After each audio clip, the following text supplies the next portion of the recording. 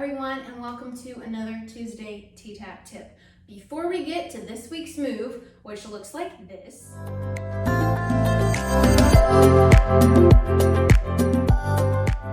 I wanted to tell you guys about my free 30-day T-Tapp consistency challenge. If you're looking to be consistent with your exercise routine and you want some camaraderie and moral support to help you get through that initial hump of getting something into your life as a habit, then this challenge is for you. It starts tomorrow, Wednesday, September 1st, and it will go through the entire month of September. I will link the registration page in the description box below. I will also link my Facebook group where we'll be doing daily check-ins to help support you in this challenge. So it's gonna be awesome. This year I also have prizes. Everyone who starts and finishes the challenge, meaning you register and then you do your post-challenge registration to complete that process, you will get a prize, and it's gonna be really good. And I will also pick a grand prize winner, which may or may not include a one-on-one session, personal training session with me, and or a customized workout. Stay tuned for that, it's gonna be good. If this interests you and you want to take part in this, feel free to register below and I'll be sending out some more details. And also we'll start our check-ins on Wednesday, September 1st. And remember, all this is to be consistent and track your progress over 30 days, see what's changed before and after you start being consistent with your workouts. So this week's move, we're doing lat hops. Some of you guys may recognize this from some of Teresa's newer workouts, like the first step workouts. Today, I'm gonna give you some good form tips and just tools for getting this move to work for you. So first of all, what does this move work? Well, this move is excellent for coordination because you're moving your upper body independently of the lower body. It's also excellent for torso activation. Anytime you're isolating the upper body from the lower body, the core and the stabilizing muscles in your core have to kick in. So you really work your torso and your core. It's also very cardiovascular, as you will see if you do this. It's like jumping rope, but on steroids. It's also great for proprioception, your body understanding where it is in relation to the world around it.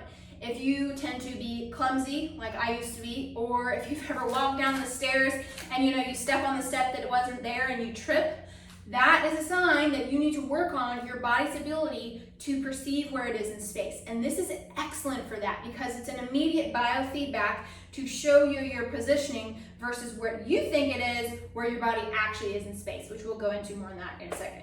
All right, the first thing about this move that is important is the footfall. Now, when most people walk, they just kind of stomp their feet, right? When we're doing this move, you're going to be hopping, hopping, hopping. Your feet will have a slight space between them, and you're going to be very bouncy with your feet. You're going to distribute the energy correctly in your feet and your knees. This is how people can do this move who are 94 years old and maybe have existing knee problems. You can still actually do this motion if you learn how to transmit the force properly. And again, this ties into your daily life. How are you protecting your knees?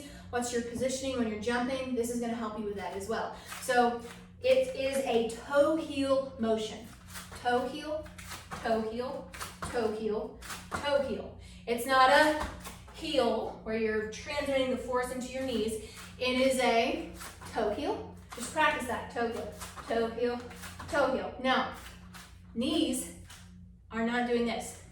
When people run, when they walk, they tend to put their knees in. That is putting the weight on the weakest part of your knee. You want your knees tracking out towards the little toe, okay? Hip joints turning out from the hip, knee, and ankle. Toe heel, toe heel, toe heel. You're turning out all the way. You're thinking about like you've got mini trampolines on your feet and you are transmitting that force equally through the feet, all the way up the legs and into your core. You can also see, I'm not wearing shoes now so you can intentionally see this. My feet are not flat to the ground. I am knees out towards the little toe. I'm kind of slightly jazzing my toes as I toe heel, toe heel, toe heel, toe heel. You'll be hopping from side to side using that gentle force transmission. Learning how to do that is very important for this move and in your daily life. If you're standing completely to the side, you're going to be turning your shoulders slightly towards the camera. So I'm turning it towards the camera, you turn towards me, and it's like you're in a side T-Tap twist, but you're gonna be jumping and hopping. So you'd be going toe, heel, toe, heel, toe, heel, toe, heel. Now here's the other thing.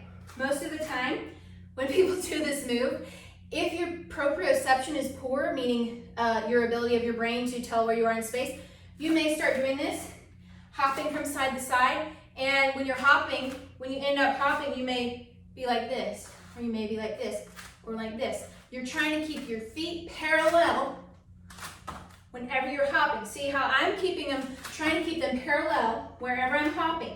If you notice that one foot's off, adjust it. That will help your brain be like, my feet are parallel. Even when I cannot see my feet are staying parallel. That is excellent for your brain-body connection. So you'd be turning side to side like that. Then you add the arms. So we've already practiced this a little bit. The springy toe heel, very small movement, toe heel. The arms are the next part. Now, when you're doing this, of course, you start off standing side. Arms gonna come up. You're gonna be reaching through those fingertips in a mitten hand. Mitten hand, remember, pulling back the fingertips, stretch the thumb. You're gonna be going over, over, over, over. Now, when you do that, make sure you're not excessively arching your butt out. Keep everything stacked. Rib cage on top of hips. If you've heard me before, I talk about this a lot in my workouts and in the way I teach. Really keep that stacked so that you're not activating the wrong parts of your body. You want to be activating those postural muscles and your core. So your arms will be going straight out from side to side. If you've done thread the needle, this is very similar to thread the needle. You're keeping those arms up. The tendency will be the arm wants to go down because you're tired. It's hard to keep those arms held up while you're doing everything else. If you're doing it correctly, you'll feel it in your core, you'll feel it comprehensively in that twisting action as you go side to side. I feature this move in several of my classes, but I'm gonna do 4 reps on each side just so you can feel what this feels like. I do anywhere from 8 to 10. You can even do them in a pulsing action, so a little bit slower and then a little bit faster depending on what you need. We're gonna just try a set now that we've gotten those principles. So remember, turn to the side, arm comes up, ready, here we go. So it's toe heel, reaching through the fingertips all the time. Toe heel, toe heel, toe heel. Now single count. Toe heel, toe heel, toe heel, toe heel, toe heel, toe heel. Keeping those elbows up and then stop. Hunch up and release down. It's like jumping rope, but it's a lot harder. Don't tell the people who like to jump rope. It's a lot harder than jump rope. Okay, the other side, and of course we're going from side to side, but starting here is one side, starting here is the other side. Okay, let's do the other side. Same exact thing, we'll do it slow and we'll do it faster. So it's hop, hop, hopping, shoulders level, core is stacked, everything's activated, transiting the force correctly. Now we're gonna go singles. So it's over and 2 and 3 and 4, 5, 6 and 7 and 8 and stop.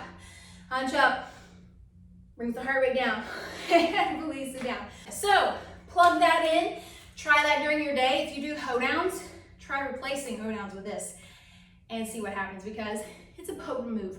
I'm like out of breath and I work out all the time. So this is something that's great to try. Remember, start where you can. If you can only do 4 reps, do 4 reps. You can do 10 reps, do that. Always focusing on good form, and that'll get you great results with this move. Well, I hope this week's tip was helpful for you. I'd love to hear your feedback on this. You can comment below if you tried this move or you plan to implement it. It can go into pretty much any workout, or you can do it at the end of your workout after hoedowns. If you do like the basic workout, you can do it with hoedowns on the end. Thanks so much for watching, and I'll see you next time.